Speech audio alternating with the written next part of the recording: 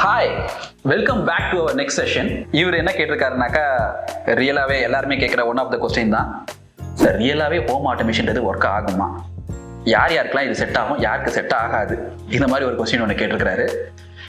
Okay, ஒரு நல்ல question. இது யாருக்கு செட் ஆகும்னு சொல்கிறத விட யாருக்கு இந்த ஹோம் ஆட்டோமேஷன் செட் ஆகாது, தேவைப்படாது.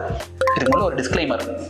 இது வந்து எனக்கு வித் ஆல் ரெஸ்பெக்ட் தான் இந்த வீடியோவை இப்போ நான் எடுத்திருக்கேன். ஸோ இது யாரோட மனசையும் புண்படுத்துறதுக்காக நான் இதை சொல்ல வரல. இப்போ இன்கேஸ் இப்போ நீங்கள் வச்சிருக்கிறது ஒரு 1 BHK ப்ராப்பர்ட்டி இல்லைன்னா ஒரு 2 BHK ப்ராப்பர்ட்டி இருக்கு. இப்போ அந்த 2 BHK அப்பார்ட்மெண்ட்டுக்கு 1 BHK அப்பார்ட்மெண்ட்டுக்கு நான் ஆட்டோமேஷன் பண்ணணும்னு நினைக்கிறவங்க, ஸோ அவங்களுக்கு வந்து பார்த்தீங்கன்னா ஆட்டோமேஷன்றது வந்து பார்த்தீங்கன்னாக்கா தேவையே படாது ஆக்சுவலி. ஸோ எனக்கு நிறைய கால்ஸ் இது மாதிரிலாம் வரும். 1 BHK 2 BHK ப்ராப்பர்ட்டிலாம் வந்து பார்த்தீங்கன்னாக்கா எனக்கு ஆட்டோமேட் பண்ணி கொடுங்கன்னு சொல்லி கேட்பாங்க. அந்த ப்ராப்பர்ட்டியில் சீனியர் சிட்டிசன்ஸ் இருக்க போறாங்களா, அப்போ அவங்களுக்கு அது யூஸ் ஆகும் ஆட்டோமேஷன். இல்லை ஒரு less than 50 years old, less than 40 years old people தான் அங்கே இது அப்போ என்ன வசிக்க போறாங்கனாக்கா ஆட்டோமேஷன்றது அப்பார்ட்மெண்ட்டை பொறுத்த வரைக்கும் தேவைப்படாது. சிம்பிள் ரீசன், ஏன்னா ஒரு ரூம்ல இருந்து இன்னொரு ரூம்ல என்ன நடக்குதுன்றது ரொம்ப ஈஸியாக தெரியும். ரொம்ப எல்லாருமே சொல்ற ஒரே ரீசன், சார் இப்போதைக்கு அது ட்ரெண்டில் இருக்கு சார், டிஃப்ரெண்ட்டாக இருக்கும் சார் என் வீடு பார்க்க. சரி, கண்டிப்பாக டிஃப்ரெண்ட்டாக இருக்கும், உங்கள் வீடு பார்க்கறதுக்கு நல்லா இருக்கும். ஆனால் என்ன ஆகும்னு சொல்லி பார்த்தீங்கன்னா, உங்களுக்கு மட்டும்தான் உங்கள் வீடு டிஃப்ரெண்ட்டாக தெரியும்.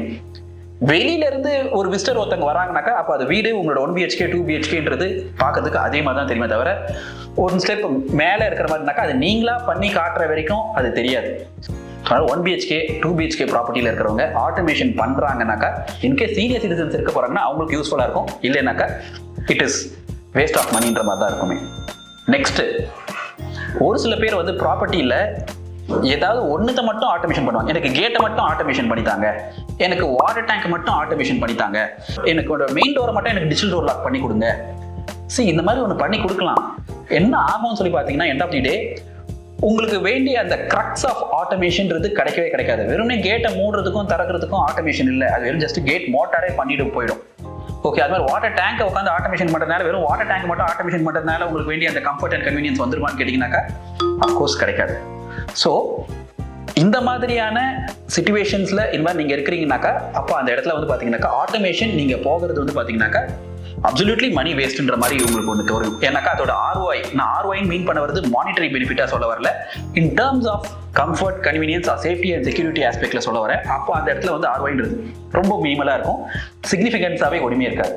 ஸோ அதனால ஒரு 2 BHK மேலே இதே ஒரு 3 BHK அப்பார்ட்மெண்ட் இருக்கு, இல்லைனாக்கா ஒரு வில்லா மாதிரி கட்டிட்டு இருக்கீங்க, ஒரு பங்களா மாதிரி கட்டுறீங்க, அப்போ அந்த இடத்துல வந்து பார்த்தீங்கன்னா ஆட்டோமேஷன். தேங்க்யூ.